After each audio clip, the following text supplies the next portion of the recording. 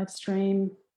And we are live. We're live on Facebook. Welcome, everyone. I think this is day 4 of my new daily 3 questions in 15 minutes with amazing, amazing women from all across the planet. I'm Morna Haist, the founder of Revolutionary Women Global. And I'm joined today, I'm in Canada, I'm joined today from New Zealand by the incredible Sarah Amy Glensor Best, powerful parenting expert, author extraordinaire. And I was looking for your book before we came on live, and of course I couldn't find it. Welcome, Sarah. It's amazing to see you. Kia ora, Morna. Kia ora to you too. Okay, so we're just going to jump in straight away with the 3 questions. My first one is about the name of your book, which is Changing the World is Child's Play. How come? What does that mean?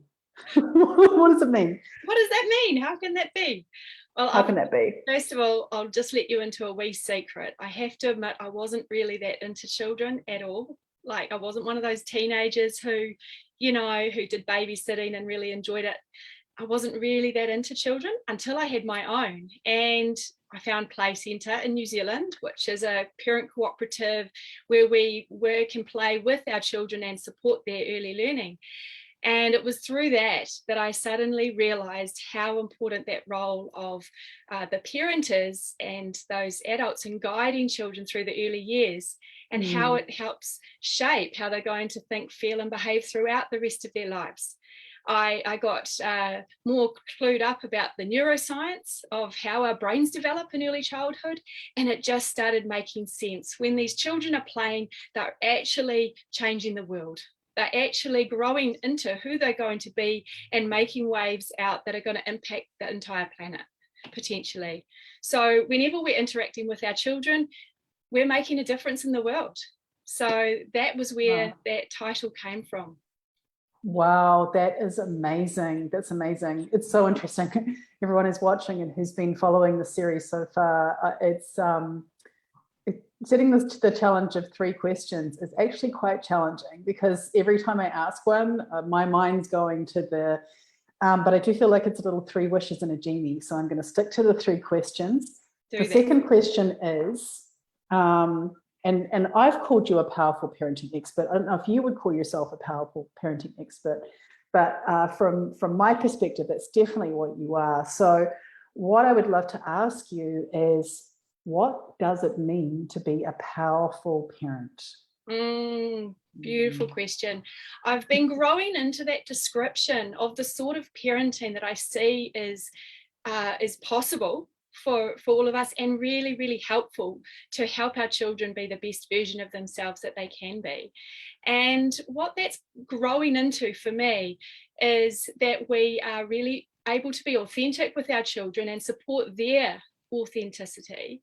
It means being able to hold clear boundaries, as well as holding the love and the kindness and the care, and bringing out a real assertiveness that we often miss in parenting, because we're told we can't be harsh with our children. So we often flip to the other side, which is to just let them do whatever. And we're kind of missing the middle ground. And what we're after is that middle ground of being clear and firm and kind.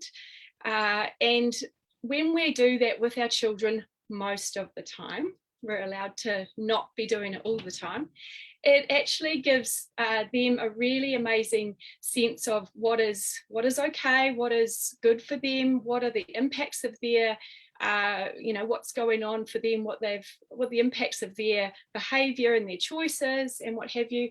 And they can actually grow into a person who understands their own boundaries, who understands themselves more, can interact with people and say what needs to be said, that real authentic connection. And that's a part of the powerful parenting. It's also knowing what it is that we need to do for ourselves to be able to, to maintain that strength and that authenticity for our children. We need to look after ourselves. So we need to be powerful within ourselves as well. And giving our children permission to be powerful as well. Now, I know that word power is a bit loaded and it can be used in negative ways. I'm meaning it in all the positive ways, meaning that we know what we are capable of, we know the value of ourselves, and we see that in others as well. And so powerful parenting is also about balancing who's got the power in this moment. And yeah, I'm going to let my 2-year-old have this space to really express themselves and be a powerful human being without me getting triggered and upset about that. So it's a real dance of how do we both feel that sense of I'm a powerful human being, because I really see that as lacking in a lot of our society. We've either got a false inflated sense of power where we're overpowering others, and that's that negative sort of overpowering, or we kind of, oh no, I don't have power, I'll leave it to other people, and we slip back and we don't let ourselves shine. And I'll speak for myself. I want to see children free to shine and free to feel the power of themselves without feeling they have to hide it or overpower others. So it's a dance. I love, and it is a dance, and I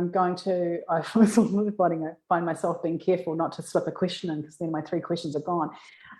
It is a dance, and I think the dancing analogy is so powerful, especially with the different, I've got 2 daughters, very different personalities, very different dance with each of them, very different dance. And also to notice, like, who's leading the dance, are we together, are we dancing in our own places separately, and this idea of balance, or the middle way, which I think is really fantastic, because often it feels like it's presented as either kind of, you're either really strict or you're laissez-faire, and really what we need is, what I'm hearing from you, is we need a combination somewhere in the middle that really is dancing with the reality of what we're experiencing, which is, I think, maybe why so many of us find it so challenging. There's so many demands, so many places we're torn. To really be present in that dance requires, what's coming to mind, and I'm really going to try not to ask a question here, but maybe I will, because I do have a question that I want to finish off on, and we have a little bit of time, is our lives are so busy, and I know for me that's often when the power over situation has come in, because I just need to get somewhere, I just need the kid to do something now. We don't necessarily have a way of organising time that is conducive to the kind of parents we want to be. Yeah, and if we can set up the foundations earlier, so that children understand that there are times when I need to say, actually just do it. I'm not doing a power play, I just need you to do it. That'll make the family work. Then they won't have that sense of resentment because it's not happening all the time. And it's also, they've understood that comes and goes, that time where the adult is the one who says what's going to happen, and they know that they'll get a chance later. If children are feeling like they're not going to get a chance, they're more likely to fight back each time it happens. And then we end up with that conflict and the power struggles and that really unpleasantness. It's hard work. And also our systems in our wider society are not really set up to support us to parent in the way we'd really like to. So there's quite a bit that needs to be looked at here. It's not a matter of saying, oh, I'm just going to change my parenting right now. We've got all our early years training that we learned how to be a parent when we were little, and we've got all the pressures on us, like you said, and we've got lots of people telling us what we should be doing and how it needs to work. It's a slow process to make these shifts. However, every time we can connect authentically with our children, have a talk with them and say, hey, that didn't work before. What can we do differently? Let's change that up for next time, and have that really, I'm not perfect, have that really clear, honest conversation. It makes a real difference to the relationship, and then we feel that later in our relationship as they grow up. So I've got three teenage children now, and we have our moments. However, I can really see the benefits of a lot of the conversations, the hard conversations we've had when they were younger. And I can see the benefits in the future of the hard conversations we're having now. So I love that. I actually want to underscore that before I ask my last question, because I think sometimes the parenting game, the parenting job is maybe not like other jobs where you get direct feedback that you're doing a good job in the moment. You know, I've had foundations that I've laid with my daughters that are only really bearing fruit now, where I hear something that I've been talking about for years, and then, you know, I see it coming out in who they are or where they're at now. And I think, especially when we're in maybe the more challenging stages of parenting, although frankly, as a mother of a 19-year-old and nearly 17-year-old, every stage has its own thing to navigate, you know. I love that. And also the other thing that's occurring to me before I ask the very last question is we're also required now, I believe, and each generation is almost required to parent fit for purpose human beings. And if I think about previous generations, and certainly, you know, I was raised by grandparent age parents who had grown up in the Depression era, the war generation, where, you know, where really the kind of roles of human beings were very different. Now, I do believe life is more complex. Our children are growing up in more complex environments, which requires something different for us as humans. So given all of this that we've just talked about in our last few minutes, Sarah, yes, what are one or two recommendations, tips, or tricks that you could offer for any parents who are watching us today to step into more powerful parenting? Oh, that's an exciting question.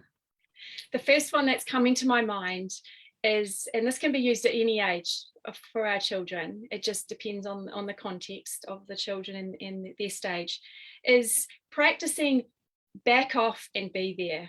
I came up with this statement several months ago, and I'm really in love with it. I think it really helps. And be there. Okay. Back off, but it's not back off, screw you, you're on your own. It's back off, I'm going to trust that you're capable to do what you're doing and deal with what you're doing, and I'm here when you need me. And we can come in when we need it. We're not just leaving them to it. And what we often do, and what I've found myself doing a lot, is diving in, swooping in and saving the day and being the hero and interfering, and then realizing later, actually, I probably could have held off.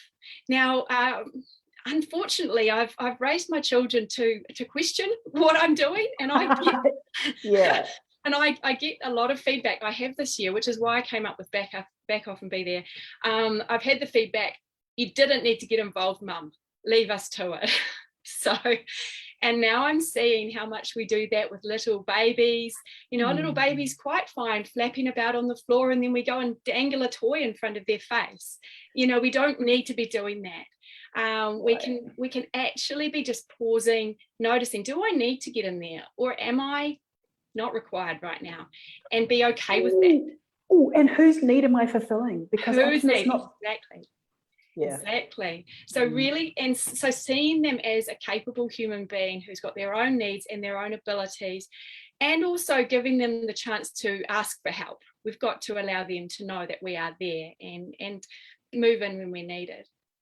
So yeah, back off and be there would be number one. Okay. All right, and we've got time for one more. We've got one more. Okay. Apologizing, admitting when we're wrong, and just going in straight up. We don't need to grovel on the ground and what have you. We can just say, hey, I really stuffed up before. That wasn't cool what I did.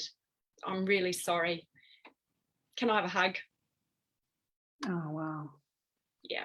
That one really hit me. That's actually a powerful human move right there, that one. Yeah. And a powerful parenting move, powerful modeling. Sarah Amy Glenthal Best, powerful parenting expert, author, Changing the World's Child's Play. Thank you so much. That was 3 questions in 15 minutes with Sarah, and I'm going to invite Sarah, I'll just, instead of talking about you in the third person since you're still here, if you could pop how people can find you underneath this video afterwards. I know you've got some amazing things coming up and amazing ways for parents to be in community with you and on this journey with you, which is really so needed. I also believe that changing the world is child's play. It's so important that we pay attention to this. And I think sometimes we're thinking that we need to be way out there doing all of these things to make the world a better place, but actually it just begins right where we are in our own homes as one of the most transformational things we can do. So thank you so much for the work you're doing in the world. Thank you so much for being brave and coming on with me live. You're welcome, Morna. Thanks. We'll wave everyone out. Bye. You're welcome. Bye, See you. everyone. See you tomorrow.